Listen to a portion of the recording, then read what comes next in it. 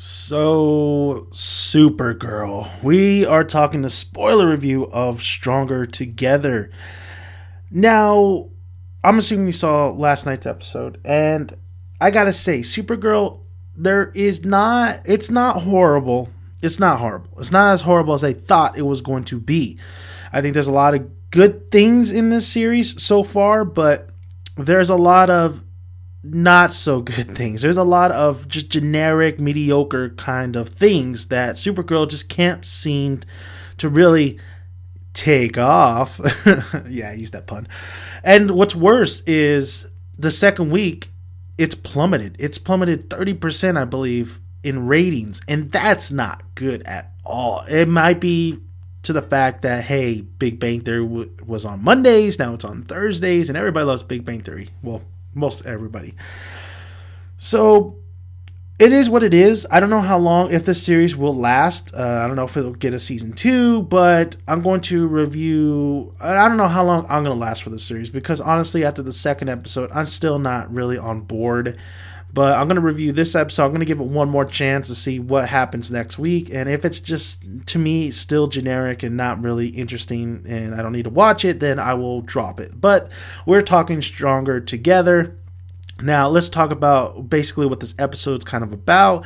It's about Supergirl trying to be super, and she's not very good at it. She's very clumsy. She doesn't know how. I mean, it's rightfully so. When you put on a cape, when you try to be a superhero, you need worlds of training. You can't just go out there and just help people. Yes, you have all these powers. Yes, you have super strength. You have every aspect of power like Superman, but you need to be able to train yourself in order to use it the right way. And that's what Alex does in this episode, her sister.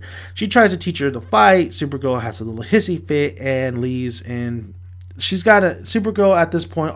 Everybody's wondering if she's a menace or she's good for the people, because at one point she tries to save. There's a fire. She tries to blow it out with like her freeze breath.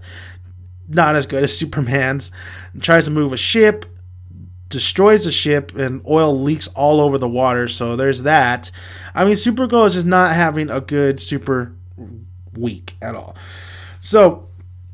But Alex is trying to teach her. She's trying to teach her, listen, you have all this strength and stuff, but what if the bad guys, who is disciplined, who know how to fight, come at you, and they're going to just destroy you because, look, you're using all your strength. And then at this particular part, you see the kryptonite kind of room that they're in, and it's only enough to pretty much have Alex fight in Kara's level, but yeah, I mean, we all knew kryptonite was going to be introduced, and there's a lot of introduction early on. I mean, especially we have Kara's aunt, who is called, I think, General Astra or Astro. It's just a ridiculous name, but we see her going in there, and we see Kara and her really come face to face, which a lot of people are surprised because they didn't think it was going to happen so soon. But I think for this show, you got to make it happen pretty soon.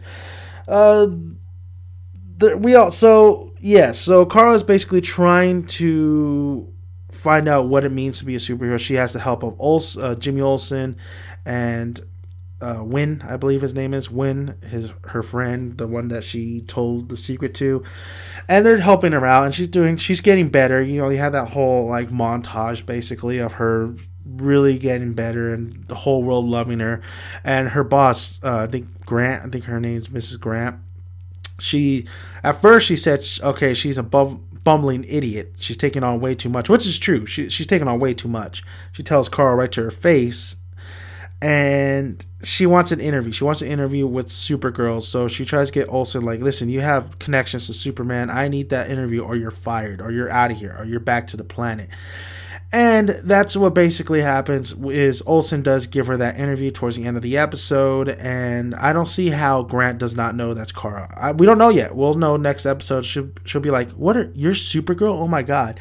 Because it's so painfully obvious that even with the glasses, that's Kara, okay? I mean, even with I think she has a little bit of hair change, color change, if you watch it a little bit, but it's Kara. All right, so... And she even says this in the episode, but I believe they'll just say, oh, she's still, her boss still doesn't know who she is. So Olsen's story about how he went from the planet to where he is right now.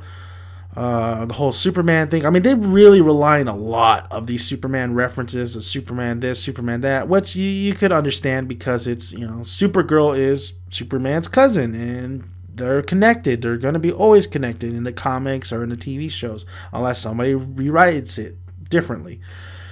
So, Superman is always talked about, which I understand it, but I don't like it, honestly. It's just way too much. It's like, okay, yes, Superman this, Superman that, yes, the big guy with the yes. And maybe throughout the series, they'll stop mentioning really Superman and really Supergirl will be on her own. And maybe that's the whole point, is that Supergirl is not her own superhero yet. She's just, okay, that's Superman's, cousin, or they even thought she was a love interest. So, the villain in here, he looked like they tried to take a page off of Blade, the second Blade movie. It kind of reminded me of kind of a vampire, sort of. The action is not too bad, but the effects, like, it's TV. I mean, you don't expect to be blown away by the effects, but sometimes it kind of takes you out of it. Overall, like, when I was watching this episode, it really was just really boring. I don't want to say it was boring because I've been bored before. It was just generic and nothing really new, nothing really suspenseful. I mean, just the characters are fine. I think I like Supergirl and Alex the most out of all the characters. The characters don't seem to really they don't really seem to really know what to do with them, honestly, right now. They're just saying, okay, let's just have them do whatever, but this is really mainly Supergirl. But I think a show really could contribute with characters already in the fold, and I don't think these characters are in the fold, so to speak, yet. This show is generic, man. It's very generic. It's very vanilla. There's nothing wowing about it. I think the other villains should definitely be a little bit more makeup done there, but of course I understand the fact that makeup takes forever. There's a lot of this, that, because it's a television show. And honestly, it has the tone for it. I mean, there's different kind of tones in this episode and also the series in general. Sometimes the cinematography is fine. I think the costume really fits this actress. I think the actress is really great as well as Supergirl. I think she's a fine Supergirl. She's very likable. So she's very likable. Of course, she's very bumbly. Like, she definitely does not know how to get a handle of her powers, but after this episode she does. I think sometimes it is a little bit rushed as well. I think it's still that problem. It's still a little bit rushed with the montage and everything, but overall, Supergirl, I mean, take it how it is. It's not the best show on network or anything. It does have some good action. Alex does get taken in this episode at one point, and she really holds her own for being a human. I do like that connection between her and Supergirl. So, I mean, when Alex gets rescued by Supergirl and she finally meets the ant and stuff. The one thing I didn't like too was the hologram. Like, oh my god, another hologram. Do we really need the hologram right now? I mean, I don't think we necessarily need it. We've seen it so many times already. We don't need the hologram of her mom. I'm sorry, we don't. Like I said, though, Alex really held her own. The main guy, who's Alex's boss, it looks like, I don't know if he was taking over or he's actually is someone in disguise, or I don't know what's the deal on that. The aunt, Kara's aunt as a villain, she's not that great of an actress, honestly. The acting is not that great in the show. Some characters are really good, like Olsen's really good. I like his acting. I think Kara's pretty good, but the dialogue isn't helping either, so maybe that's the reason as well. But that's basically my thoughts on this episode, and that's basically my overall thoughts on the series at this point, is that it's too vanilla. It's nothing really is popping out towards me. Excuse me.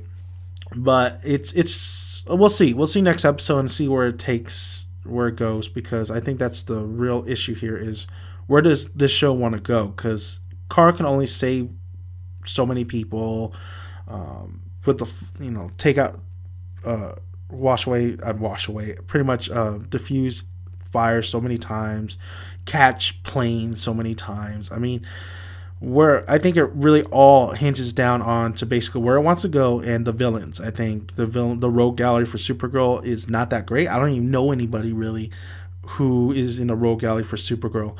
And I think everybody wants to see that Superman cameo. The question is, like, how come Superman hasn't met with Kara? You know, he's the fastest man alive, so, well, he's the fastest ever in the universe. So why does he not meet up with Kara and say, hey, what you doing?